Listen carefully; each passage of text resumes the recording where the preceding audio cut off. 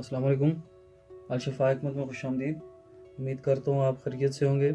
سامعین، آج آپ کے لیے جریان کے حوالے سے بہت ہی زبردست ویڈیو لے کر حاضر ہوا ہوں۔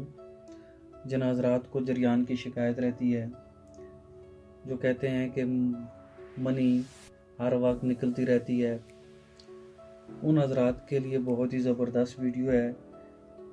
سامعین، میں بتاتا چلوں کہ جریان جو ہوتا ہے یہ رقیق مواد کا جو بہتا ہے اسے جریان کہتے ہیں۔ اس مرض میں منی بہتی ہے، اس لیے جریان کہتے ہیں۔ اس کو سیلان منی بھی کہا جاتا ہے۔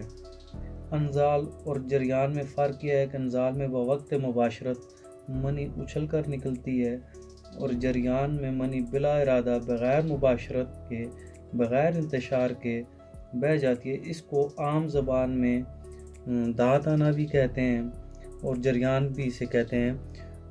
سبسکرائب کیجئے ہمارے چینل کو تاکہ ہر آنے والی ویڈیو آپ تک آسانی سے پہنچے۔ سامعین، میں تعارف کراتا ہوں۔ یہ سب سے پہلی چیز جو ہے یہ ہے مغز پنبہ دانہ، اسے بنولا بھی کہتے ہیں۔ انگریزی میں اسے کاٹن سیڈز کہتے ہیں۔ اس میں وٹامن بی کثرت سے پایا جاتا ہے۔ ذائقہ اس کا چربیلا، مزاج اس کا گرم تر ہے۔ یہ ملین بھی ہے، مولد شیر بھی ہے، مقوی با بھی ہے، مردانہ طاقت پیدا کرتی ہے یہ، اور منی کو یہ گاڑھا کرتی ہے۔ اور دوسری چیز یہ ہے جی گوند کیکر۔ یہ گوند کیکر ہے، سرد خشک مزاج ہے اس کا۔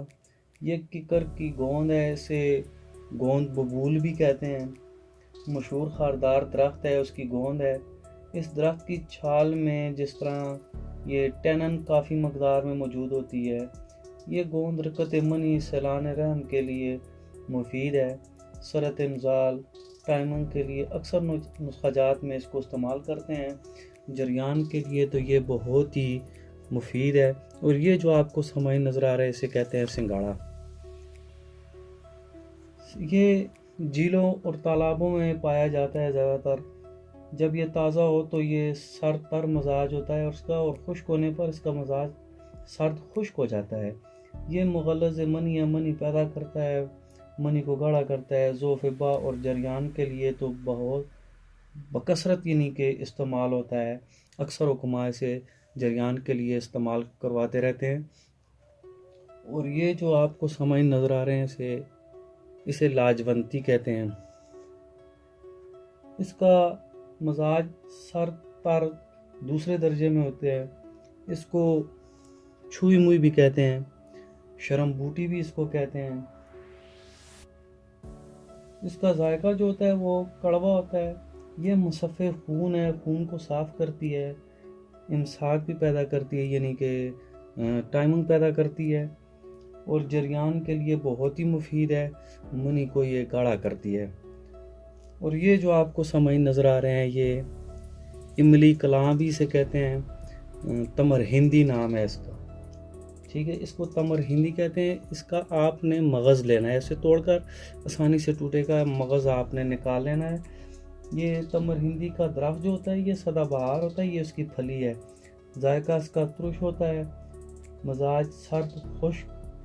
یہ دل اور معدہ کو طاقت بخش ہے، متلی کو بھی زائل کرتی ہے، طبیعت کو بھی یہ نرم کرتی ہے، ممسک بھی ہے، یہ احتلام کے لیے نہایت مفید ہے، اور جریان کے لیے اور ٹائمنگ کے لیے تو یہ بکثرت حکماء حضرات اسے استعمال کراتے ہیں، اور بہت ہی مفید چیز ہے۔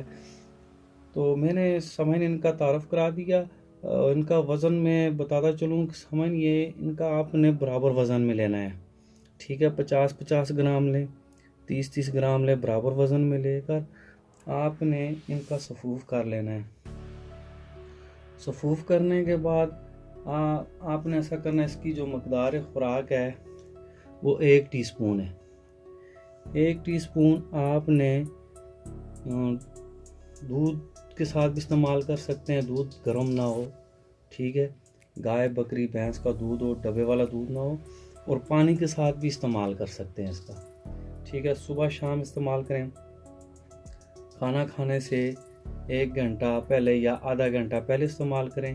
اگر کھانا کھانے کے بعد استعمال کرنا چاہتے ہیں تو کم از کم 1 گھنٹہ وقفہ ضرور ہونا چاہیے, کھانے کے 1 گھنٹے بعد صبح شام. ٹھیک ہے, آپ اسے استعمال کریں, کچھ ہی دن استعمال کریں گے, 15 سے 20 دن, تو انشاءاللہ یہ جریان کا خاتمہ ہو جائے گا.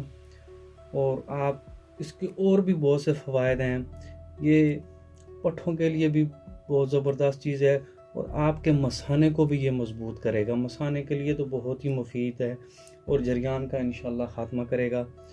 تو کھٹی ترش چیزیں, چٹپٹی چیزیں یا مسالہ جات والی چیزیں جو ہیں, ان سے ذرا پرہیز کریں.